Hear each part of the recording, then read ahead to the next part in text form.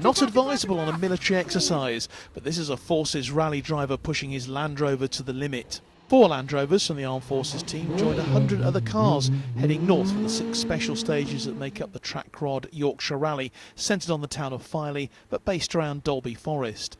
The RAF's Barry Connolly had already secured enough points to win the co-driver of the year title, and he was given the wheel of Land Rover Romeo 2, with Clive Alford co-driving to try and close the gap on his fellow airman Chris McCarthy and Andy Carter, who needed to win here to confirm his driver's title. He charged to a 20-second lead after the night stage on day 1. On special stage 2 at Crompton, Connolly, an experienced tarmac rally driver, kept closing the gap on McCarthy, 25 seconds clear by the end of the stage, closely followed by other crews, the Army's Wayne Thompson with Alice Bancroft co-driving and Rob Barr supported by Keith Harvey. But McCarthy was also on his game, and by the time the crews entered the day stage at Dalby, he'd turned the deficit into an 18-second lead, driving on the limit on 2 wheels, captured by a spectator's phone footage, which also boiled his power steering pump and called for swift action from the service crew. Bit of a slow start last night. We were about 20 seconds down on Barry and R2.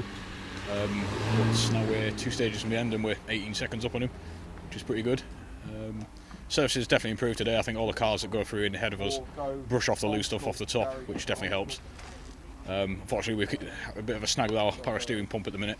It's not sounding very healthy. Hopefully it holds out for the next 2 stages and we get to finish. Right, 2 stages to go. Last stage went really well. A bit scruffy, but we managed to get through there. Managed to take some time off Barry Connolly. Hopefully we're going to take a few more seconds off him in the next couple of ones, and then finish up for a nice seaside view for the end. In the final 2 stages, Connolly kept reducing the deficit, gaining 4 seconds on the penultimate stage, then nearly 14 seconds on the last stage at Langdale. All 4 Land Rover crews finishing the event, and despite Connolly's efforts, it was Chris McCarthy who held on to win by the closest margin in the history of the team, just 0.9 of a second, confirming an RAF driver and co-driver the championship double. They won't be competing in Rally Wales GB. Their next outing is next year's North West Stages Rally in Blackpool. John Knighton, Forces News.